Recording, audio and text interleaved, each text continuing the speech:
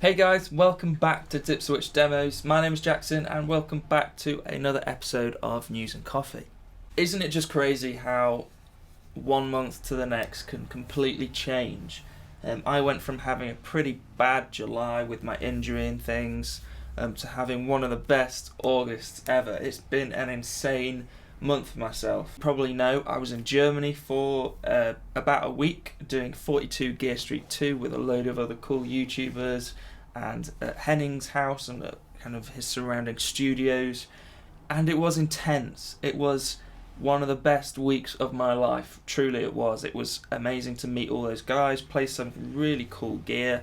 Yeah, it was pretty amazing. I'm still kind of coming down from the event. I've been back maybe a week and a half now or something, I don't know, and I'm still on a high from the event. It was so good. There wasn't a bad moment of it. We all had such a great time. We all got on really well as well, and there's some really great content to come out. Again, because I've been away, I've not really kept up with much of the kind of gear releases this month, and I don't actually think there's been too much. There was a couple bits and bobs at 42 Gear Street that are coming out next month that we all got to cover in our own videos, which is really exciting, but I can't talk about those just yet.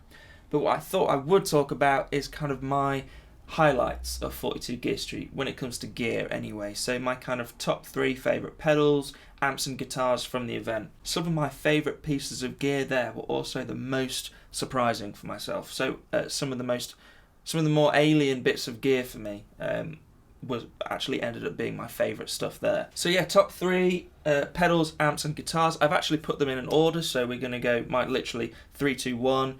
Obviously I was talking to Lee on the last day where we were travelling home, and we were like, to be honest, there wasn't a bad piece of gear there.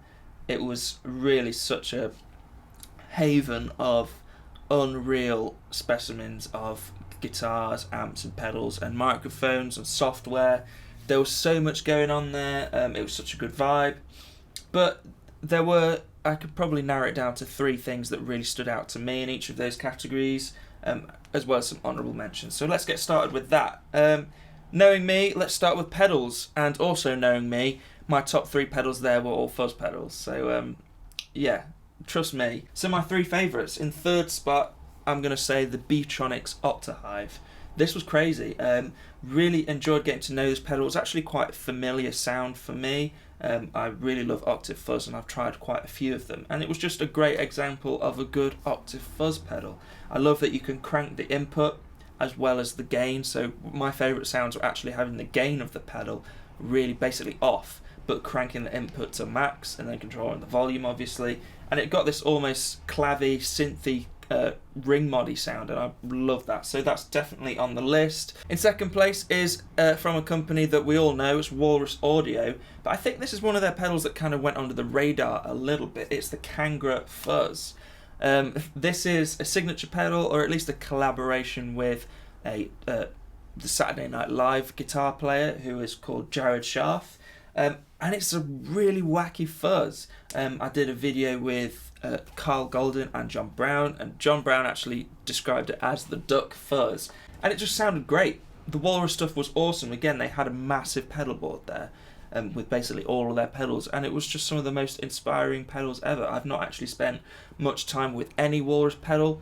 I owned a Julia for a little while, and it was awesome, but yeah, I would really like to get to know the Walrus range a lot more. That Kangaroo was sweet. Really enjoyed that. So I guess in first place for the pedals for me, if you've been keeping up with the content, you probably know what my favourite pedal of the event was, and it's the Jupiter Effects Silver Machine. Oh my lord, I really need this pedal. I'm going to start having to message Chris and just be like, I'm not going to be able to carry on with my life if I don't have this pedal, so I'll give you anything you need. I filmed the video with Andy on the Sunday, and the pedal looked pretty pristine, like it was shiny, it was kind of it was a really nice finish, kind of a matte shiny finish, but it wasn't kind of no rust on it at all. It was pretty shiny, like I said, pretty pristine. And then I filmed a video with Chris on Monday, the very next day, with the same pedal, and it had rusted up, and he was like, yeah, that's the vibe of the pedal. You know, after everyone's touched it with sweaty hands and anti-back hands and stuff, and it's kind of been in different environments, it starts to rust, and even after a day it looked like a completely different pedal. When that video with Chris comes out, you'll see my reaction to seeing it after the first time. I was like, is this a different pedal? No, same pedal, but it just rusts over time, and it was just so cool. I love that vibe, and that pedal is just so good. It sounds so good. Again, you get control over the input gain as well as the overall gain, so I love that about these Octave Fuzz pedals. And yeah, that was probably my favourite pedal of the whole event. I'm gonna need to get one. Chris's range, the Jupiter Effects range, is unreal. Before going to the event, I didn't know anything about Jupiter Effects, and since playing almost, pretty much every pedal he had there, they've gone from kind of me not knowing who they are down here all the way to like, I really highly regard Jupiter Effects now. They're probably top 3 favourite pedal manufacturers now. They're unreal. So cool, and Chris is one of the nicest guys. So yeah, number 1 will have to be the Silver Machine from Jupiter Effects. I did write down a couple of honourable mentions. The Royal Jelly, like I said, from B-Tronics was sweet, and I think a great gateway if you're kind of new to fuzz, because you blend between an overdrive and a fuzz circuit. So if you kind of just wanted to dip your toes into fuzz, that's a really great one to try out. Also from Walrus, the Slow, or the Slow, I don't know how to say it, and the D1. Individually, very inspiring, unique sounding delays and reverbs, but together I created some really tasty soundscapes that were a lot of fun. Next up, I'm going to talk about my 3 favourite amps of the event. 2 very surprising amps for me in here. I'm not an amp guy, unfortunately. I've not had the opportunity or luck before this event to try enough different types of amps out, really. I've had my Victory now for, I guess, maybe 4, maybe 5 years now, and it's kind of done me fine, so I've never really looked at other amps. But this event and kind of trying all different types of amps and multi-channel amps, single-channel amps has been really eye-opening, and I really want to get into the world of amps a bit more in the future. So like I said, some of these were really surprising for myself, and it was a great opportunity to just play pretty much through everything there. We had Boutique Amps Distribution there, who carry Friedman, Soldano, Morgan, Tone King, and then we also had the Engel guys there, which were really cool. But I'm going to talk about my 3 favourites here. In third place, we've got the Tone King Imperial Mark II, kind of the unsung hero of the event for me, and probably the amp I played the most, but almost didn't realise I was playing it in a way because I felt so at home at it. I believe it's sort of deluxe reverb-y type thing, but with a few extra features and stuff, and it just sounded great. I probably played it, like I said, the most out of any amp there, and almost didn't realise. I was just like, yeah, let's throw on the Tone King. I know how to get a good sound out of that. Great pedal platform. The reverb sounded ace in it as well. Yeah, that was a tasty amp. And like I said, I didn't really think much about it when I was there, but looking back, I used that amp a lot, and it was great. In second place, another surprise, I guess, for me, because I've always seen myself as a Fender amp guy, and this is not that, and that is the Friedman Twin Sister. I don't think it's out just yet, and I'm not sure how much I can talk about it. But essentially, it is a Dirty Shirley, but it's basically 2 Dirty Shirley amps, which is kind of one of their kind of flagship amplifiers. I don't actually know too much about what the Dirty Shirley is. I think it's maybe blues breakery, kind of low gain JMP, plexi type stuff, and it was tasty. And finally, number 1 on the list was the biggest surprise, and the video has actually just gone live half an hour before pressing record on this video. And it was the Soldano SLO 30. When I came home and told my dad that my favourite amp of the event was a Soldano, he almost laughed in my face, because you would just never picture me with a Soldano. But I just loved it, man. The clean tones, the crunch tones were some of the best I've ever heard. Not to mention the high gain. I guess the high gain is where it's aimed at, but it really does those cleany crunch tones beautifully. Like so good. I had a look at the prices when I got home and was pretty upset about them. So we'll see. Maybe I'll get one on the channel, maybe I can borrow one from Boutique Amps. But yeah, that was such a good amp and a big surprise for me. So yeah, that was my favourite amp of the event. I got a couple of honourable mentions that I think is worth mentioning. Honourable mentions worth mentioning. Good one, Jackson. The Morgan MVP 66. Again, it's not out yet, and we've been told not to release any videos on it until a certain date. But I'm going to talk about it in this video because there's loads of videos already on YouTube about it, and there's information about it.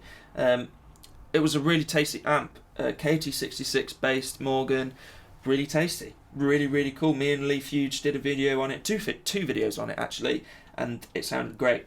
And my other honourable mention was an absolute beast. It was the Friedman BE100 Deluxe. I believe this is the top of the tastic Friedman. You know, pretty much the best you can get from Friedman. And it was unreal. But yeah, that was a crazy amp. Almost quite intimidating for myself because there is so many controls on the amp, front and back panel. But it just sounded great. Just everything at 12 o'clock. You can't go wrong, can you? Yeah, those are my favourite amps of the event. Ridiculous stuff there. And like I said, the amps there were almost the most interesting to me because I'm completely new to the world of amps. So yeah, there you go, my favourite amps. Let's talk about guitars. In third place, something very familiar for me was a Friedman Vintage T. It was a candy apple red, Dakota red type thing. And it was just basically classic Telecaster. You know, nothing too different about it or unique, but it was just a great T-type guitar. Like really good, and the relicking was tasty. There was a lot of Friedman guitars there, and this was probably my favourite. In position number 2, we're going to go with one of the Nick Hubers. It was one of the Orca 59s, which is kind of their LP single cut type thing. There are a few Orcas there, a few more glitzy ones, kind of high gloss, flame maple. This was one of the more subtle ones, I guess. It was still pretty flamey, but it had a bit more of a matte finish, and it was beautiful, man. Seriously, an unreal guitar. Like, that is probably the best guitar I've ever played in my life. It was so lightweight, sounded amazing. It was almost upsetting how good that guitar was. But it's in second place, so what's going to be first place? It's going to be the Stanford Crossroads Thinline 30, which I think, if I'm not mistaken, might even be the most affordable guitar there at the event. I think they come in at £1,000 or €1,000, maybe just under that in pounds. Stanford is, as far as I understand, sort of a sister company to Maybach. They make kind of a slightly more affordable range of guitars, and this was a fully hollow 330 type guitar with dog ear P90s, and it was just so good. It really kept up with those other guitars there that were literally 10 times more expensive than it. I'm trying to work my way in with the Stanford Maybach guys and try and get one sent here just so I can show you guys how good that guitar is, for the money especially. Honourable mentions, of course, I'm going to talk about the Maybach Leicester P90. It was a beautiful gold top with P90s in there. This was really tasty, really nice checking and aging on that guitar. Another really unique thing there, which was actually the guitar neck. The body was sort of apart, but it was the Bagley or Baguli Jazzmaster. There was a couple there, but he actually makes aluminium necks to really high standards. It was so kind of piano-like in a way. It really filled out different ranges of the frequency spectrum that you just don't get from wood, and it was different. That's all I can say about it, and it was tasty. He's got some exciting stuff coming out, and I'm definitely going to be keeping up to date with Bagley's stuff. So yeah, those are my kind of highlights, my top 3 amps, pedals and guitars of the event. Obviously, like I said at the top of this video, there wasn't a bad piece of gear there. I'll never forget that weekend, and I hope I get to go next year if it's around next year. Yeah, it was pretty incredible. Some amazing stuff there. But even though the gear was amazing and I have my favourite pieces of gear from the event, what I really took away from the whole thing was the people. everyone was just so lovely and sweet and really respecting and supportive of each other. I wasn't the smallest channel there, but I was definitely one of. And as soon as we got there and as soon as we got in a room with each other, the numbers went out the window. We really had a mutual respect for one another. Literally, it really felt like numbers didn't matter. You know, I was hanging out with the biggest guys there and the smallest guys there as well. Like Lee has under 1,000 subscribers, but is really pushing hard. And everyone was behind him. Everyone was behind each other. It was just such a supportive and amazing environment to be a part of. And I love how we've got a little group chat going now, and I kind of expected it to sort of disband after the event, but it's really, really active. We're always having a laugh on the group chat. Really great bunch of guys, and I think we'll all remain friends and support each other and help each other out for forever. It was just such a great time. I wish I could have taken you along with me. I knew I said when I announced that I was going to vlog a bit, and that didn't happen. It really didn't happen. I'm kind of sorry, but I'm also not sorry at the same time. I think because I didn't have a camera in my hand all the time, I enjoyed the event a lot more. So, yeah, I think there's plenty of content coming out for you two guys to enjoy, so you don't need to see me rambling on a vlog. It was such a great opportunity for Dip Switch demos and myself with the same thing. Why did I refer to as separate just then? But yeah, it was just amazing, and I think the next 6 months to a year are going to be incredible for Dip Switch, especially after that event. I've got some exciting things coming, and everything's going well. So I hope you guys are good. I'm not going to do too much more in this video. It was pretty chill, as you can tell. Hope you guys had a nice coffee with me. I will do an album of the month though, because, you know, why not? I enjoy doing these, and I'm trying to listen to more music. And one of the things I'm trying to do is listen to kind of older music in a way, sort of the music that inspired the music that inspires me in a way, specifically guitar music, because I've really not listened to much guitar music for years. I mean, music with guitars in, but not specifically guitar music, so I'm really trying to get back into kind of the classic stuff in a way. So my album of the month is going to be Jimi Hendrix. Axis Bold as Love is the kind of the one that I've been getting into the most. And it's great. It's really great. You can totally understand why he's such a hero. Yeah, I'm going to listen to more of his stuff, especially. If you guys have got any recommendations for other music as well, please let me know, because like I said, I'm trying to educate myself a little bit on the more classic stuff. So yeah, let me know, guys. I hope you enjoyed the video. I hope you have had a great August, and I hope you continue to have a great September. And I will see you in the next video. Cheers, guys.